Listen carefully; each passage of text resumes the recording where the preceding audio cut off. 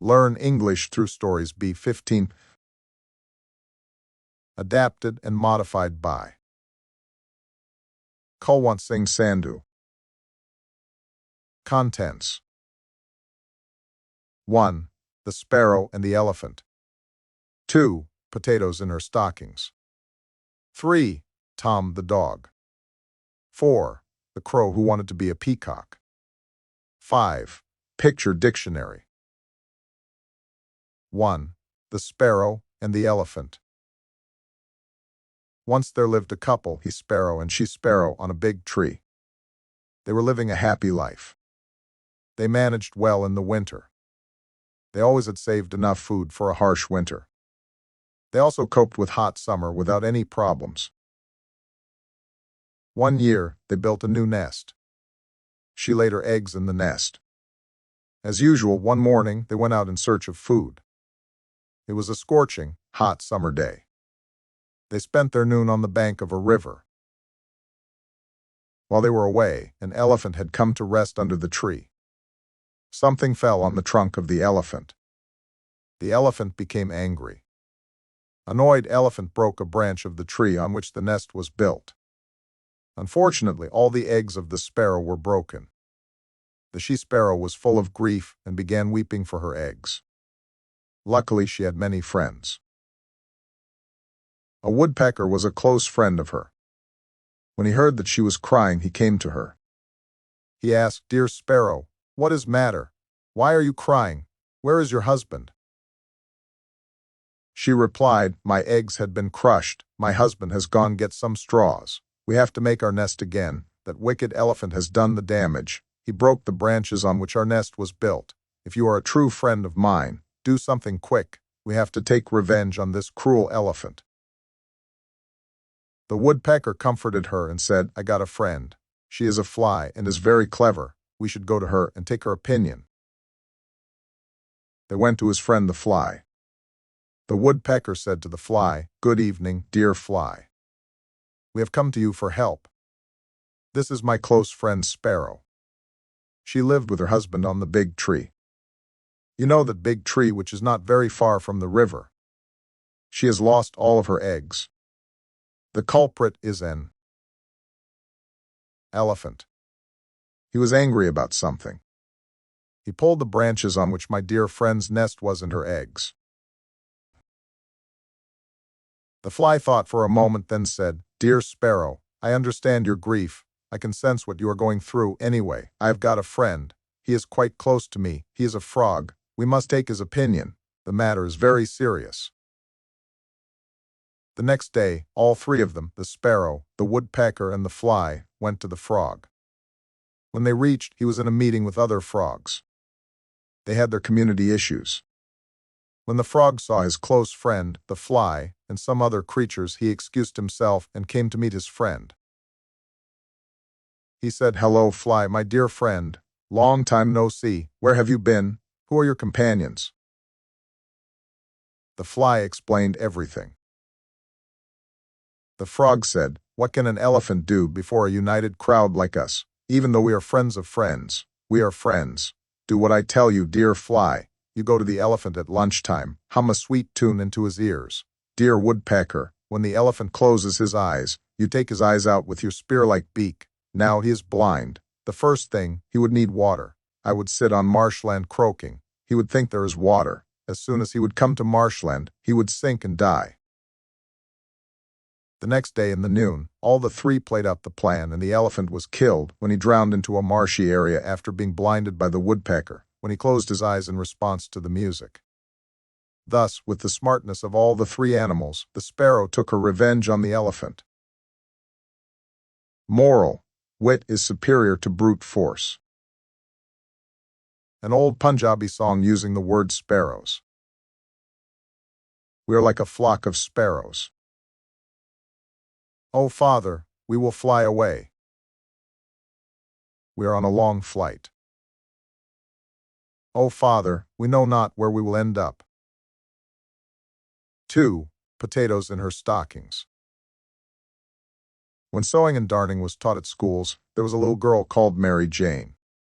She learned sewing and darning at school and was really very good at it. But do you think she would ever bother to put a button on her shirt if it came off, or darn a hole in her own stocking? No, it was too much trouble. The children used to laugh at Mary Jane when they saw holes in her stockings. "Look, Mary Jane has got potatoes in her stockings again," they shouted. And really, it did look as if potatoes were sticking out. You could see her toes through in holes, or her heel peeped out like a round potato. "You should be ashamed of walking about with holes in your stockings," Mary Jane said Miss Brown, her teacher. "You had top marks last week for darning in the sewing lesson, and yet you don't darn your own holes. Let's see that they're done before tomorrow." Now Mary Jane forgot all about mending the holes. She went off to school the next day with the holes still there. And she passed a little brownie, a magic creature, called Mischief, who lived under the bushes in the lane. Now Mischief was as bad as his name, and as soon as he saw Mary Jane running by with holes in her stocking, he grinned and sent a spell after her. WIP. The spell caught her up and settled in her stockings. It set to work, and by the time Mary got to school she felt most uncomfortable. She had to stand in line with the others to sing the morning hymn, and really, she could hardly stand still. Something was very wrong with her feet. "Mary Jane, you must come and stand out here in the front," said Miss Brown, quite cross with the restless little girl. Mary Jane tried to walk, but she nearly fell over. "What's the matter with your feet?" asked Miss Brown. "There's something in my shoes," said Mary Jane. "Stones or something." She took off her shoe, and what do you suppose was bursting out of the holes in her stockings? Why, real potatoes. The spell that Mischief the brownie had sent after her was a spell for making real potatoes grow out through the holes in her stockings. Mary Jane took out the potatoes and put them on her teacher's desk. She went very red. All the children stared at the potatoes, and then they laughed. How they laughed! Miss Brown could not make them stop. "Oh, Miss Brown, you are always teasing Mary Jane. She has potatoes in her stockings, and now she really has," cried a little boy. "Well, do you know, all that morning, poor Mary Jane had to keep taking her shoes off because potatoes would keep growing through her stockings.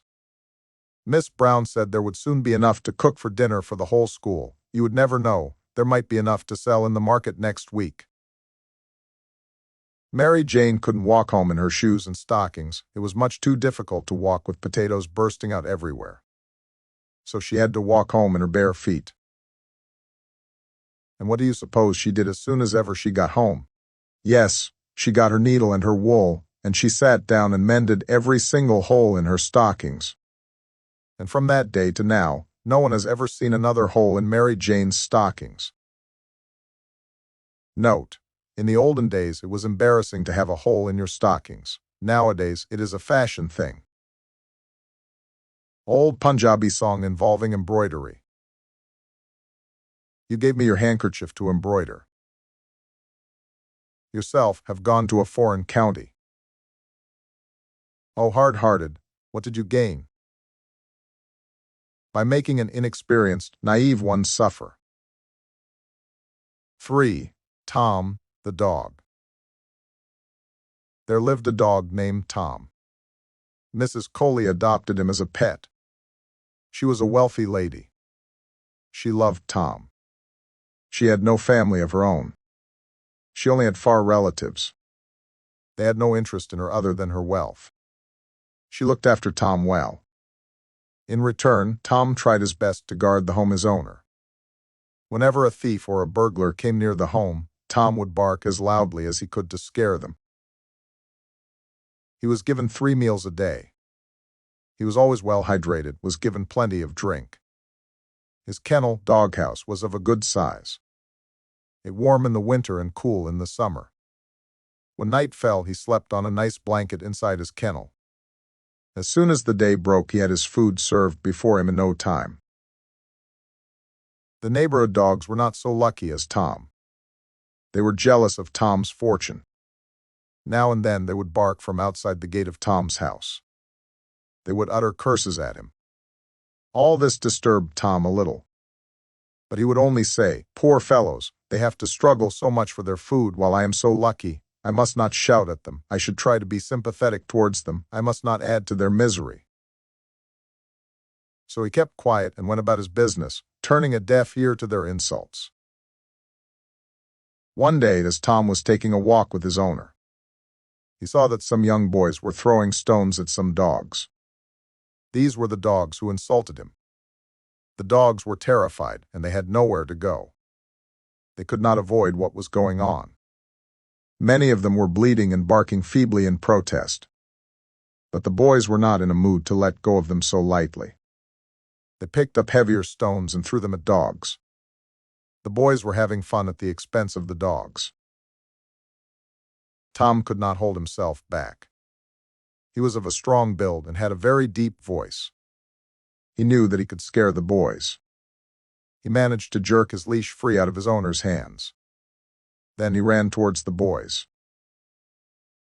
The boys were frightened at the terrible barking that Tom made. They dropped their rocks and ran away as fast as their legs could carry them. "Go home," Tom said to his abuser dogs. "No one will disturb you anymore." He ran back to his owner, who had seen all that Tom did. She patted Tom and praised him for his courage. That night, Tom's owner saw a strange sight. There were some dogs gathered near the gate of her house. They wanted to say something to Tom. She thought they might have come to thank Tom. And right she was. From that day, Tom and his abusers had become friends. Tom's kindness had won over his abusers' hatred, and he had earned their love, respect, and admiration that nothing on earth could buy. Moral: be good to all, even if they happen to be your enemies. My dog. My family got a new dog. Its fur is short and white. I absolutely love him. But something is not right. His ears are soft and long, and flop along the side. His tail is quite short, but it is also very wide. He's positively quiet. He never makes a sound. He's got a real cute jump. I put him on the ground. I'm sure when he grows up, he'll be massively strong. His favorite food is carrots. He eats them all day long. 4. The crow who wanted to be a peacock. Once there lived a crow. He always wanted to be better than his crow friends. He admired the feathers of peacocks. He secretly gathered some peacock feathers. One day, he took a dip in the river. He dried himself in the sun. Then he stuck the peacock feathers on his body. He looked at himself in the mirror. He thought to himself, "Not too bad. I will tease my crow friends." He went to see his crow friends and showed off his feathers. They did not say anything. He laughed at them. Then the crow went to the peacocks. He tried to mix with the peacocks. He was very friendly towards them. It was the time to spread their feathers as their evening ritual. They all spread their feathers.